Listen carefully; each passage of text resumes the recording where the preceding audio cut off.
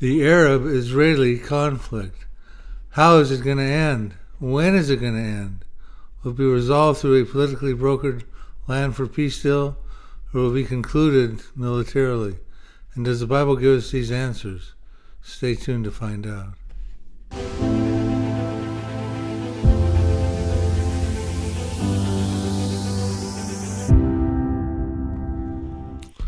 Welcome to episode 5 of the Understanding Psalm 83 video series. In this installment, we're going to take a look at the end of the Mideast conflict, how it's going to end, and when it's going to end, which would be before the Tribulation Period. Now, in episode 4, we discussed the Israeli Defense Forces, the IDF, their role in combating several of the participants in the coalition of Psalm 83. We had the IDF versus Syria, the IDF versus the Palestinians, versus the Gaza, where the Hamas are, versus Jordan, versus Egypt, and versus Saudi Arabia. And in this installment, we're going to talk about the IDF versus Lebanon, where Hezbollah hail, and the IDF versus their Arab neighbors, the final conclusion, where the IDF goes against the Arab neighbors that surround them. Okay, let's turn our attention to Lebanon, where Hezbollah are. You have 4 coastal cities as the subject of unfulfilled Bible prophecies. We'll start with Tyre, which is 12 miles north of the border of Israel and still exists as a modern-day city. We'll go up north a little bit further and we see Sidon, which is modern-day Sidon, which is 27 miles south of Beirut. Now, in the Old Testament, Tyre and Sidon were listed together in 17 verses as sister cities. Then we go up north and there's Gebal, which is 24 miles north of Beirut, modern-day Byblos. And then Zarephath, we get sandwiched in between Sidon and Tyre. Now, Gebal and Tyre are the subject of Psalm 83, part of the Arab Confederacy. But I also believe we can connect Zarephath and Sidon to Psalm 83, and I'll show you why in this next segment. Now, Gebal and Tyre show up in Psalm 83, verses 6 through 8, alongside the tents of Edom, the Ishmaelites, Moab, and the Hagarenes. There you see Gebal, which is modern-day Byblos. There's Ammon, Amalek, Philistia, and the inhabitants of Tyre. In an earlier episode, I showed that could be a reference to Hezbollah. As the Assyrians join with them, they've helped the children of Lot, which would be Jordan. Now, how Gebal, Byblos, and Tyre meet their demise, I'll show you as we talk about the Sidon prophecy, and more specifically, the Arab-Israeli conclusion prophecy in Zechariah 12, verse 6.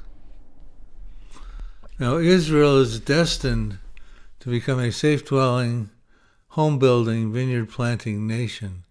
And that Israel shows up in Ezekiel 38 as a peaceful people dwelling securely, tranquilly, without walls, bars, nor gates. But that Israel does not exist today. It has enemies all around them. I've written about this in an article entitled Shocking Prophetic Revelation. Ezekiel 28 precedes Ezekiel 38. Ezekiel 28 talks about the Sidon prophecy, which we'll be getting into here in just a moment. And you can read this article on our website at prophecydepot.com. We find out in Ezekiel 28 verses 26 when exactly Israel will dwell securely.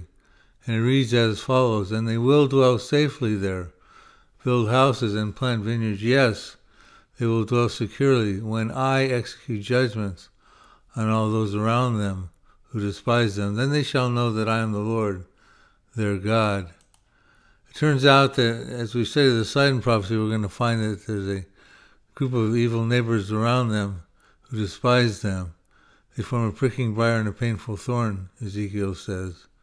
And you see them listed there. They've got Lebanon around them, where Hezbollah are, Syria, Iraq, Jordan, the Palestinians, Saudi Arabia, Egypt, the Gaza, where the Hamas are. They are all participants in the Psalm 83 Confederacy. So let's take a look at the Sidon prophecy in Ezekiel chapter 28. Now it's time to look at the burden against Sidon in Lebanon by Ezekiel. We will be looking at Ezekiel 28 verses 20 through 22, which states that, "Then another message came to me from the Lord. Son of man, turn and face the city of Sidon and prophesy against it. Give the people of Sidon this message from the sovereign Lord. I am your enemy, O Sidon, and I will reveal my glory by what I do to you, when I bring judgment against you and reveal my holiness among you. Everyone watching will know that I am the Lord. So in this opening passage, Ezekiel informs us that the Lord God is against Sidon. He actually calls Sidon his enemy. And as a result, he will execute judgments upon this historic city. Now, these judgments will serve to glorify God in a manner that onlookers will realize that he is the holy God. Next, we're going to find out from Ezekiel.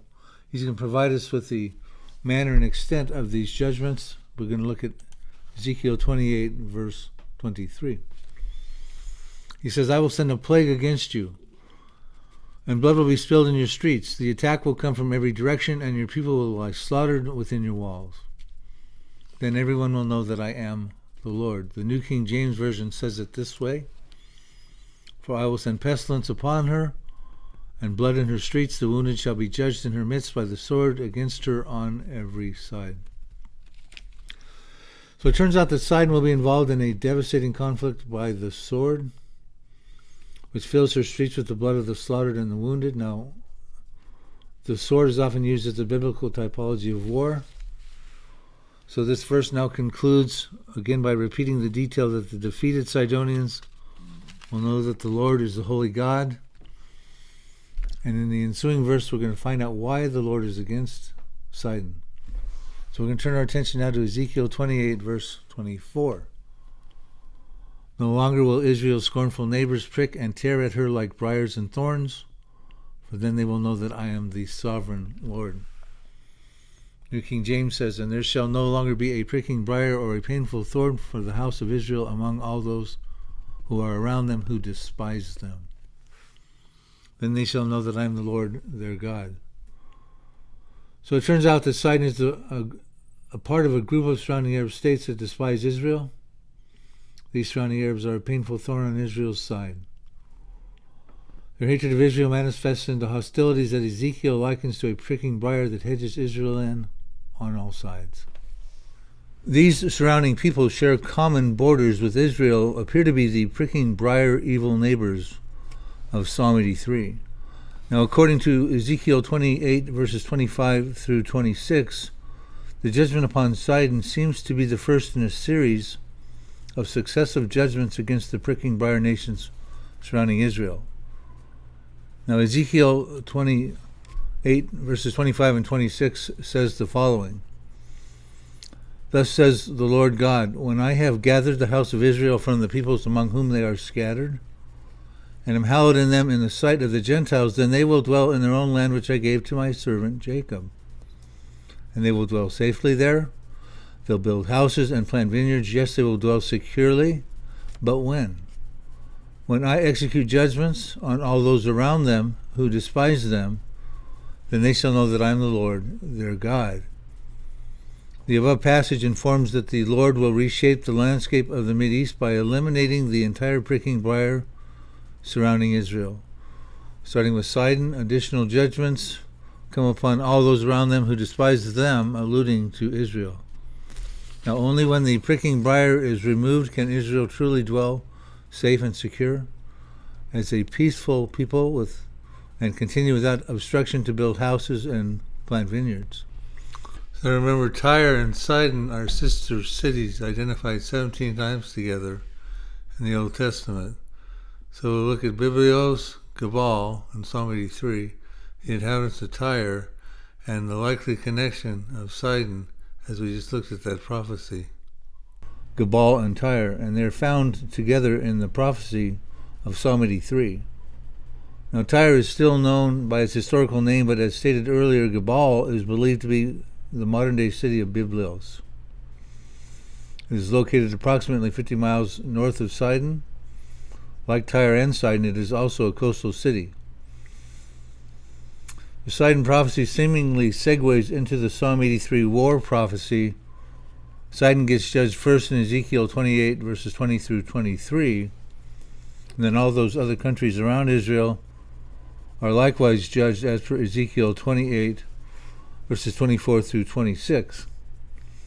Sidon is not included in the Arab Confederacy of Psalm 83, which is probably because Sidon is likely destroyed just prior. So we've looked at the Sidon prophecy and how its fulfillment likely kicks off a sequence of catastrophic events for the Psalm 83 Confederates, which includes Tyre and Gebal. So now we'll turn our attention to the fourth coastal city in Lebanon, also a subject of unfulfilled Bible prophecy. It's called Zarephath, represented today by the Arab village called Zarephath. We turn our attention to Obadiah to find out more about Zarephath. Now I'm going to read verse 18 of Obadiah. I've shown it in an earlier episode, but this segues into the Zarephath prophecy. So we'll read it again. The house of Jacob shall be a fire, and the house of Joseph a flame. We talked about that being the Israeli Defense Forces. But the house of Esau, that would be the Palestinians, shall be stubble. And no survivor shall remain in the house of Esau, the Lord has spoken. Now again, we caveat that not all Palestinians are from the house of Esau, which would be the Edomites. But the majority of them probably are today, represented in the Palestinians. So it shows us that the Israeli Defense Forces are going to soundly defeat the Palestinians. And then it goes on to say in the aftermath, the prophecy regarding Zarephath and Obadiah verses 19, chapter 1, verses 19 and 20, which states, "Then my people living in the Negev will occupy the mountains of Edom. Those living in the foothills of Judah will possess the Philistine plains and take over the fields of Ephraim and Samaria. And the people of Benjamin will occupy the land of Gilead. The exiles of Israel will return to their land and occupy the Phoenician coast as far as north as Zarephath." This is where we find Zarephath. "The captives from Jerusalem exiled in the north will return home and resettle the towns of the Negev." So we break that down on a modern-day map. Here's what we're talking about here. After the Israeli defeat of the Palestinians, they annexed more territory in the southern Jordan, the Gaza, the West Bank, the Golan Heights, and Zarephath in southern Lebanon.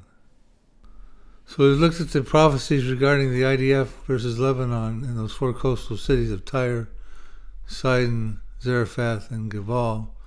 Now let's turn our attention to the grand finale, how the Arab-Israeli conflict concludes. And to do that, we turn our attention to Zechariah chapter 12, verses 1 through 9, primarily verses 2 through 6. Now, most of your Bible prophecy teachers will tell you that Zechariah 12 happens at the Armageddon campaign, but that's just not the case. It's a war before Armageddon. And I've written an article that shows why, called Zechariah 12, The War Before Armageddon. It's available on my website, prophecydepot.com. So let's look at this prophecy and study it and show how the conflict concludes.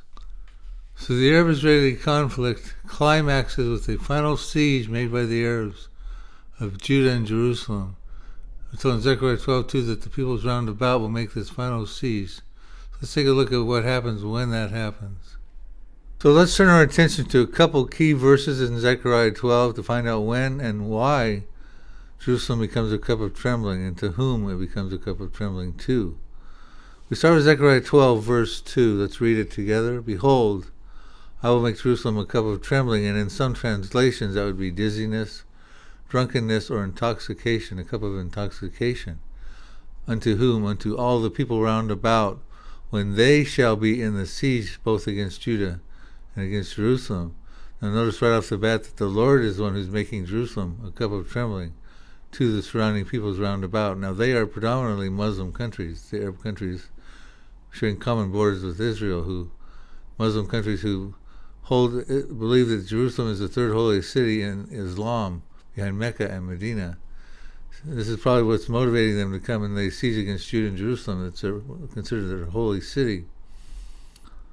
It's interesting that when you look in the Bible, Jerusalem shows up under 70 different Bible names, listed over 1,000 times. You see a list here, Jerusalem, 778 times in the Bible, referring to the city of peace, the holy city. You see Ariel as a poetic name for Jerusalem. You see the list there, city of David, Zion, Jebus, Moriah. But yet, how many times is it mentioned in the Holy Book of Islam, the Quran? Zilch, 0 times. But it's clearly a holy city in the Bible. So we find out that at some future point in time, the surrounding Arab nations bordering Israel are going to make an attempt to lay siege on Judah and Jerusalem, and the Lord's going to intervene. He's going to turn it into a cup of trembling. But how is he going to do that? We turn our attention now to Zechariah 12, verse 4, to find out how the Lord will turn Jerusalem into a cup of trembling. And here's what it says. Zechariah tells us, in that day, the same day that Jerusalem becomes a cup of trembling, they're laying siege on Judah and Jerusalem. In that day, says the Lord, I will strike every horse with confusion, and its rider with madness, and I will open my eyes on the house of Judah. And I will strike every horse of the peoples with blindness. So we're going to unpack these three things here. This is how the Lord's going to divinely intervene at that time and turn Jerusalem into a cup of trembling. Now, when Zechariah wrote, the methods of warfare was primarily horseback and riders. But, of course, this is a future event. I don't believe that we're going to see horseback riders from Egypt and Jordan and Syria and coming in on horseback. I think we need to look at the modern methods of warfare and see what the Lord might be doing here to turn Jerusalem into a cup of trembling. So let's look at these one segment at a time. First, he's going to strike every horse with confusion. Now, what could that mean today in today's method of warfare? First, it appears that the Lord causes the Arab artilleries, tanks, and armored vehicles to malfunction. He says, I will strike every horse with confusion. Now, there's biblical and historical precedent for the Lord doing such a thing like this. We turn our attention back to Exodus chapter 14, verses 24 through 25. This is at the time when the Hebrews had their back to the Red Sea. Moses was leading them in the exodus out of Egypt, and Pharaoh was trying to destroy them with his armies. The Egyptians had their back to the Red Sea. And of course, there's a pillar of cloud separating the Egyptian armies and Pharaoh from the Hebrews. And we find out here's what happened in Exodus chapter 14. The Lord intervened. It says, Now it came to pass in the morning watch that the Lord looked down upon the army of the Egyptians with a pillar of fire and cloud, and he troubled the army of the Egyptians. And here's how. And he took off the chariot wheels so that they drove them with great difficulty. And the Egyptians said, Let us flee from the face of Israel. The Lord fights for them against the Egyptians. So the Lord intervened. He went in and took out the lug nuts of the chariots so that the Egyptian army would come against them with great difficulty. And it concerned many of the Egyptians who said, Let's flee. And we know the story. The Egyptians didn't flee. They went into the Red Sea after it had divided, and the Hebrews went through. Pharaoh and his armies were destroyed and drowned in the Red Sea. We see there's biblical precedent for the Lord divinely intervening and causing malfunctions in their equipment. Now, the Egyptian chariots at that time were world-renowned, state-of-the-art, but the Lord had no problem causing the malfunctions. So that's precedent for that. Let's see part 2. He says, And I will strike every rider with madness. So the second thing he's going to do, after the malfunctions, apparently he's going to create hysteria among the enemy soldiers, like he did to the Egyptians, and he will strike every rider with madness. So we see the result of the malfunctions will create hysteria in the troops that are coming against the Jewish people and Judah and Jerusalem. Then the third part, we're told that he will strike every horse of the peoples with blindness. So here's what we've got coming there. Third, the Lord will turn his favor toward the IDF, and somehow the guidance, radar capabilities of the enemy's tanks, jets, rockets, etc. will become disabled, and he will strike every enemy horse of the peoples with blindness. Now, when this happens, we go in the next verse, Zechariah 12:5. We're going to find that emboldens the Israeli defense forces. Here's what we're told. It said, And the governors of Judah, read that as the IDF, the captains, the IDF, they shall say in their heart, The inhabitants of Jerusalem are my strength, and the Lord of hosts their God. So fourth, the IDF will become emboldened to battle as they witness the enemy's equipment malfunctions, and the armies panic, and they will gain courage as they focus on their fight to regain sole sovereignty over Jerusalem. We find out as they're emboldened, here's what then happens, and here's how this concludes. It's an unsuccessful siege. We find out the Israeli Defense Forces stopped this siege. And here's what we're told in Zechariah 12, verse 6, a very key verse in understanding Zechariah chapter 12, the war before Armageddon. It says, In that day, again, we're still talking about the same day that Jerusalem becomes a cup of trembling, and the Lord divinely intervenes. In that day, I'll make the governors, read that as the captains or the chieftains or the Israeli Defense Forces of Judah, like a fire pan in the woodpile. like a fiery torch in the sheaves, and they shall devour all the surrounding peoples on the right hand and on the left. But Jerusalem shall be inhabited again in her own place, Jerusalem. So we see that the Israeli Defense Forces, not a politically brokered peace deal, but militarily the Israeli Defense Forces are going to end the Arab-Israeli conflict. In a final attempt of siege that will be unsuccessful by the Arab countries against Judah and Jerusalem. So who are these people on the right hand and on the left? They're the Arab states that share common borders with Israel that have warred against Israel in 1948, 1967, and 1973. You see there's Lebanon, where Hezbollah hail from, Syria, Iraq, Jordan, Palestinians in the West Bank, Saudi Arabia, Hamas, Egypt, the Gaza area where the Hamas are. When it comes to making the connection between Psalm 83 and Zechariah 12, my good friend Dr. David Reagan writes the following in his article called The Wars of the End Times Part 2. Here's what David says. He says, the first war of Israeli extermination described in Psalm 83. Psalm 83 states that the immediate neighbors of Israel will launch a war for the purpose of wiping out Israel as a nation. The outcome of the war is not specifically stated in Psalm 83, but we know from other scriptures that Israel will be victorious. For example, Zechariah 12:6 says that in the end times Israel will be like a fire pot among pieces of wood and a flaming torch among sheaves, so that they will consume on the right hand and on the left hand all the surrounding peoples. Again, all the peoples round about, not the nations at large, but the surrounding peoples. So he makes the connection as well. So we find out in Zechariah 12:6 how the Arab-Israeli conflict concludes. God uses the IDF as a tool to defeat their Arab foes, those around them who despise them, and in so doing, thus ends the pricking briar and painful thorn all about Israel, and Israel can then become a home-building, safe-dwelling, vineyard-planting nation as is intended. So now let's take a look at why the IDF wars are pre-tribulation events.